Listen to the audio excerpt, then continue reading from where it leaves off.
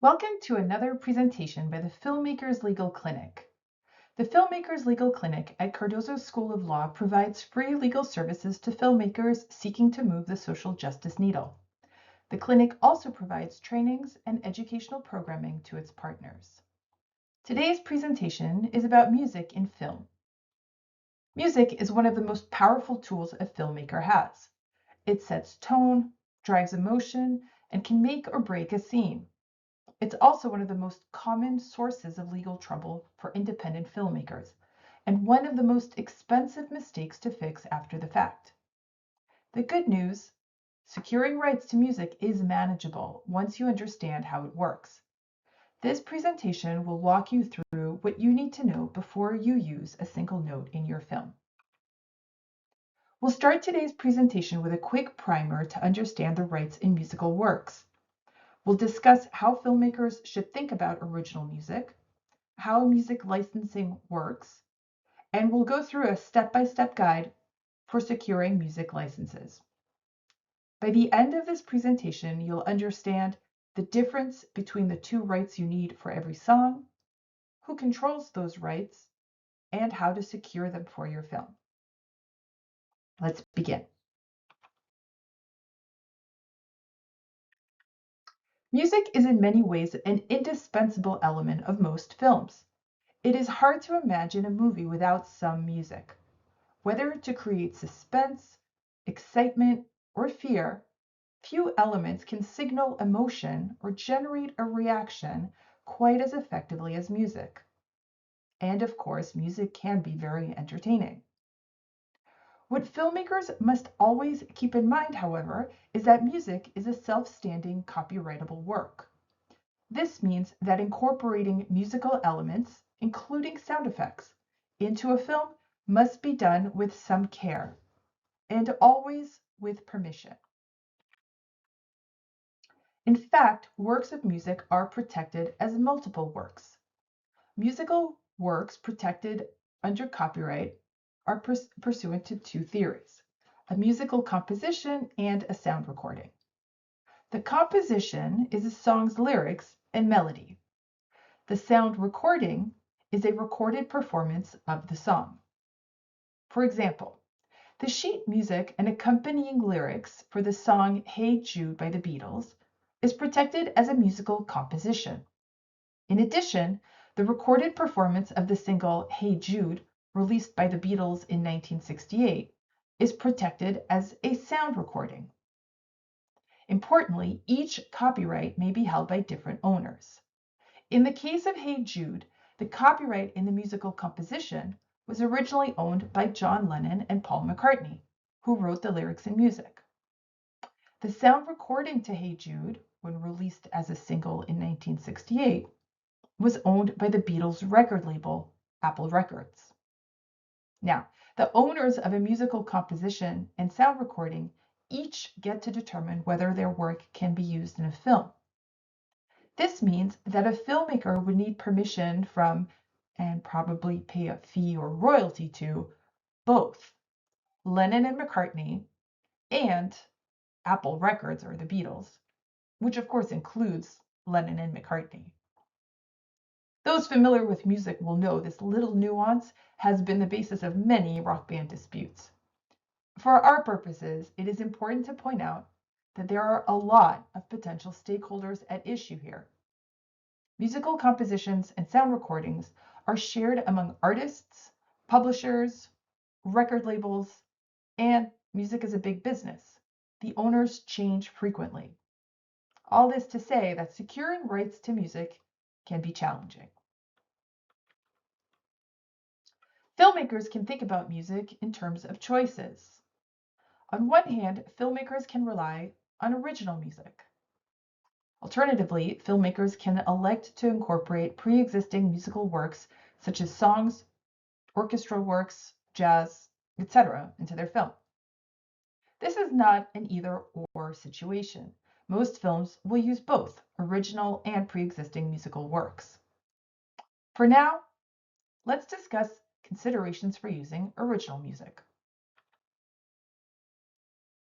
Perhaps the cleanest way for a filmmaker to add music to their film is to have all of the music commissioned specifically for the film. In that scenario, the filmmaker or production company would hire a composer to create the score. This is typically done by executing a composer agreement.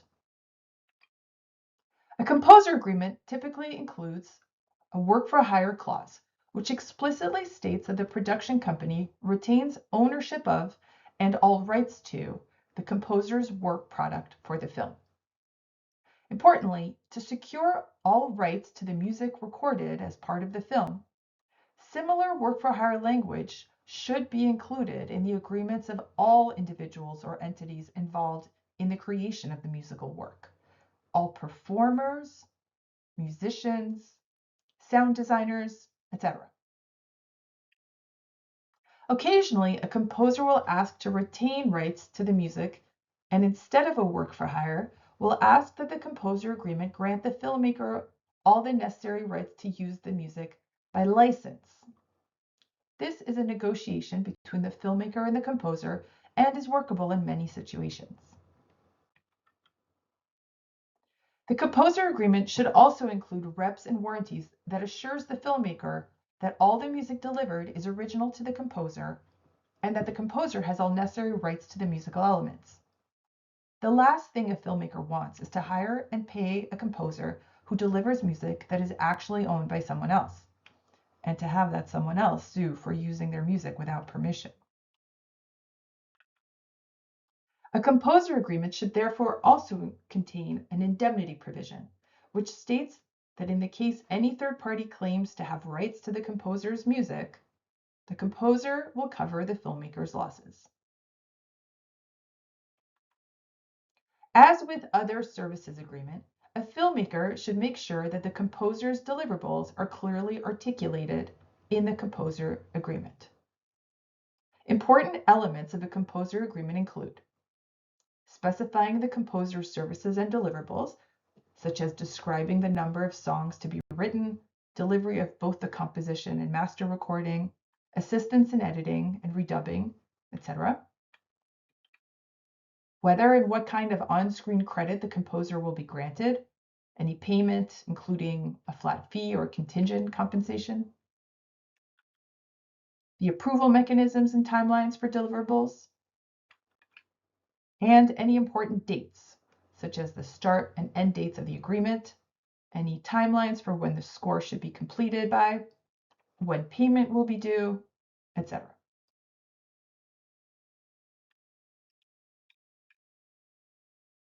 Because music is such an important part of storytelling, it tends to creep into films, even when filmmakers don't intend to actively seek it out. Given its prominence in film, it is somewhat essential for filmmakers to understand how to license music. Use of a composition in a film requires one type of license, a synchronization license. A synchronization or sync license is permission from all stakeholders who have writing credit for a particular song, for example, the composer and lyricist, to use the song and sync it to an audiovisual work like a film. A sync license usually also includes permission to play the film for a public audience in a movie theater. Let's say a filmmaker intends to have an actor in their film play the piano and sing Hey Jude. Because the filmmaker is only relying on the musical composition and not the Beatles recording, the filmmaker would only need to obtain a sync license from Lennon-McCartney and or whoever administers their respective publishing rights today. Now imagine that the filmmaker wants to use the Beatles version of Hey Jude as part of the rolling credits. In order to use the sound recording in the movie, the filmmaker will still need permission to use the musical composition. And in addition, the filmmaker will need to secure a master use license. The master use license is permission from anyone who owns the rights to the recording you're using. That's often a record label, but it can be the producer or the artist. This permission is for the right to use a specific recording of a composition. Generally, this would be the recording artist's record label or the artist themselves. This may sound straightforward, but locating the right parties can turn into a bit of a jigsaw puzzle and requires a fair amount of due diligence. Because filmmakers need several permissions from several different stakeholders, using recorded music in films can be an expensive proposition. Okay, let's discuss how this shakes out in practical terms. The very first step in obtaining music licenses is identifying the music in the film. This may sound obvious, but for documentarians in particular, some attention needs to be given to music that has inadvertently made its way into the film. To the extent you are filming a scene where music is playing in the background, a party, a restaurant, while someone is driving, take note of any music that is in your final cut and determine whether you want to keep it. As you'll see, there will likely be budget implications, so give it some thought. The second step is researching the rights owners to identify who owns the rights to the music you seek to use. We just talked a little bit about this. There are online searchable databases that can be used to identify the publisher of a specific composition and/or the artist who has performed a specific sound recording. Keep in mind that you're building a list and it may be long. You'll identify who gets writing credit for a song, and you need to make sure those people are the current rights owners. To illustrate how this all works, we pulled some searches from SongView and SoundExchange databases. This particular screenshot is taken from SongView, which is a database maintained by ASCAP and BMI, the two primary performing rights organizations in the US. SongView is a good place to start when trying to secure sync licenses. You can come here to find the rights owners of musical compositions. For example,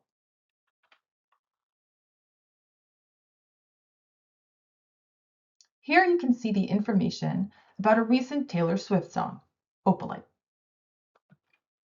You can see that we entered the search terms for the song title and performer here.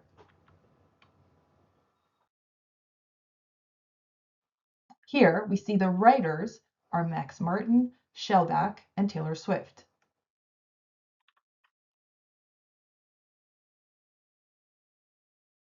And this is where you find the publishing information, including contact information.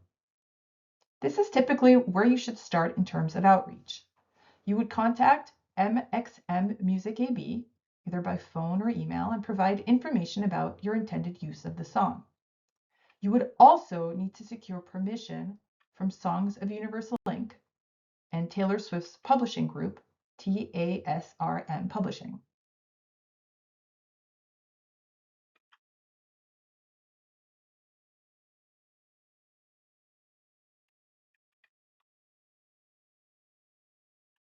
The nonprofit organization SoundExchange maintains an equivalent database of rights holders for sound recordings.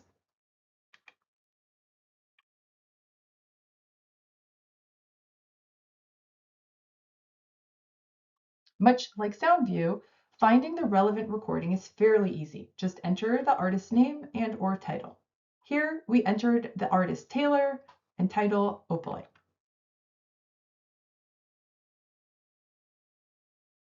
Because SoundExchange keeps track of sound recordings, you can see that it lists the song several different times, which reflects different times the song has been recorded.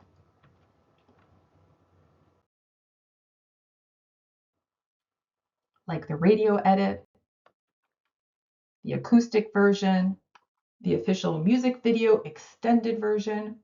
You get the idea. This is Taylor Swift, and she has released or recorded several different versions of the song.